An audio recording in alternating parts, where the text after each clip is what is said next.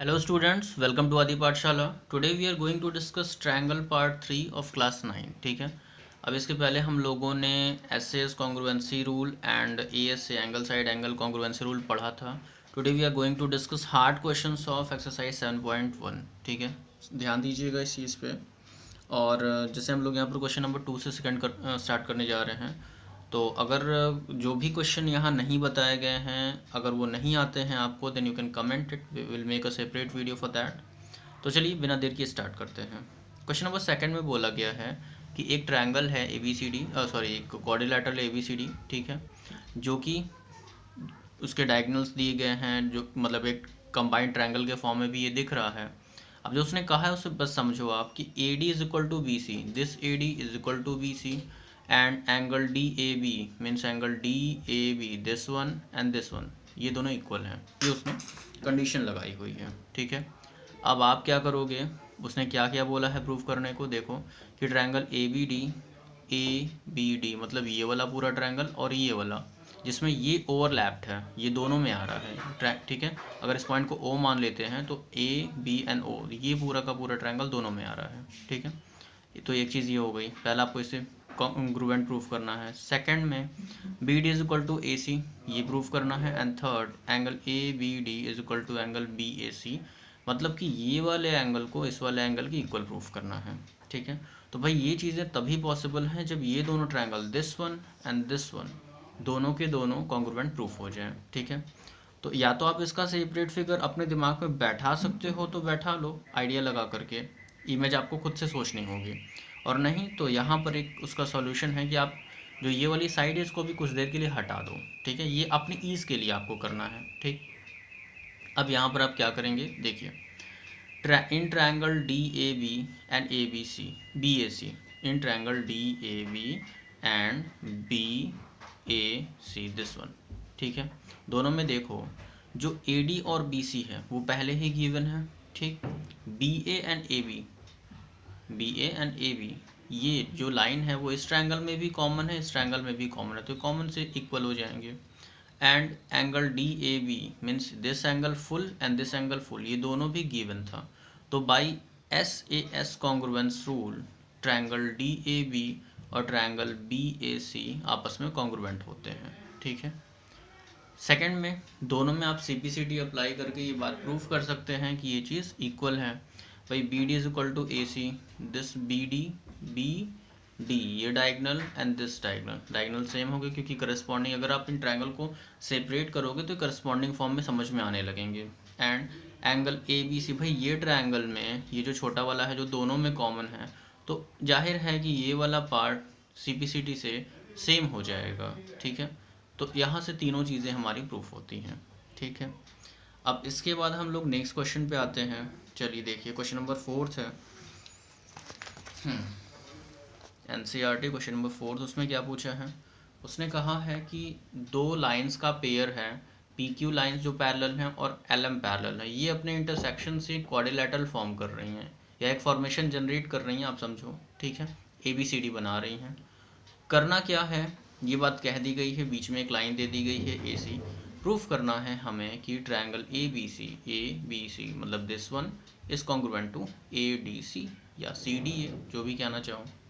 तो ये इजी है. ठीक है, बट आपके दिमाग में ये बात होनी चाहिए कि पैरेलल लाइन की क्या स्पेशलिटी होती है. अगर दो लाइंस पैरेलल हैं तो उनके बीच का गैप सेम होगा, मतलब AD is equal to BC क्योंकि PQ पैरेलल हैं. और L और M अगर पैरेलल हैं तो AB और DC या CD आपस में इक्वल होंगे. ये चीज़ दिमाग में रहेगी तभी आप इसे आगे सॉल्व कर पाओगे. अब यहाँ पर क्या करेंगे देखिए, हम आ जाते हैं सीधे सीधे ट्रायंगल ABC एंड CDA या DCA जो भी कह लो इसे, DCA whatever you want say. देखिए सबसे पहले AB is equal to CD, AB CD की इक्वल होगा क्योंकि L और M पैरेलल हैं. देखो ध्यान से, AB और CD इक्वल होंगे क्योंकि L और M पैरेलल हैं.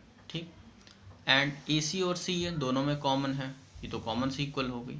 और angle BAC and DCA, angle BAC and DCA देखो ये ऑल्टरनेट एंगल है, PQ पैरेलल हैं तो ऑल्टरनेट एंगल्स इक्वल होंगे, इंटीरियर ऑल्टरनेट एंगल्स. ठीक है, तो तीन चीज़ें हमें मिली, दो साइड्स और एक angle. So by SAS congruence rule triangle ABC is congruent to CDA, ये बात यहाँ पर प्रूफ हो रही है। ठीक है, इसके बाद नेक्स्ट क्वेश्चन में आ जाइए, उसमें क्या करना है। नेक्स्ट क्वेश्चन नंबर 6 थोड़ा सा हार्ड है, इसको ध्यान से देखना। एंड मैंने ये वीडियो हार्ड क्वेश्चंस का ही जनरेट किया है जो थोड़े से लॉजिकल हैं। बाकी जिसमें 90 डिग्री साफ दिख रहा है, जिसमें इक्वालिटी क्लियर दी हुई है, वो आसानी से आप कर लोगे। ठीक है, अब ये देखकर ये जो फिगर है, ठीक है, इसमें देखना, इसने बोला है कि AB is equal to AD, AB और AD सेम है, and AC is equal to AE, ये दिया हुआ है, and angle BAD this one, and angle CAE this one, ये भी आपस में इक्वल है। प्रूफ करना है हमें BC is equal to DE, this BC is equal to this DE। क्या करेंगे, सबसे पहले आपको ट्रायंगल्स को सेपरेट करना होगा, उसका एक यहाँ पर फिगर बना हुआ है। बट उससे पहले आप एक चीज़ समझो, अगर ये दोनों एंगल्स आपस में इक्वल हैं और ये ए जो है इन सब एंगल्स का कॉमन पॉइंट है, तो जो बीच में स्पेस बन रहा है ना एंगल DAC का, अगर ये इस जितनी, अगर मान लो इसकी डिग्री 10 होगी, एक एग्जांपल लेते हैं कि इसकी डिग्री 10 होगी, तो अगर ये 10 है तो अगर हम इसे इस ट्रायंगल में ऐड करेंगे तो 10 ऐड होगा। ठीक है, जितना इंक्रीमेंट इसमें होगा, और अगर इसी को हम इसमें ऐड करेंगे तो दोनों में इंक्रीमेंट सेम होगा। मतलब हम कह सकते हैं कि एंगल BAC विल ऑल्सो भी इक्वल टू एंगल DAE। ये ध्यान देना, अगर ये 10 है, ठीक है, तो 10 इसमें भी ऐड होगा, 10 इसमें भी ऐड होगा। ठीक है, ऐसा हमें इस वजह से करना पड़ रहा है क्योंकि A जो है, ये जो आप देख रहे हो ना, आपको ये दोनों ट्रायंगल्स लेने होंगे, triangle ABC and triangle ADE, ताकि आप साइड्स का यूज़ कर पाओ। और ठीक है, ये बात को बहुत ध्यान से देखना, हो सकता है थोड़ा कन्फ्यूज़न हो, हम लोग उसे आगे समझ लेंगे। देखिए अब सॉल्यूशन में क्या है, यहाँ देखो सेपरेट फिगर बना हुआ है ट्रायंगल ABC का और ट्रायंगल ADE का। ठीक है, अभी यहाँ पर एंगल BAD और EAC गिवन था, सबसे स्टार्टिंग में हमने अभी शुरू में देखा था, ये गिवन था।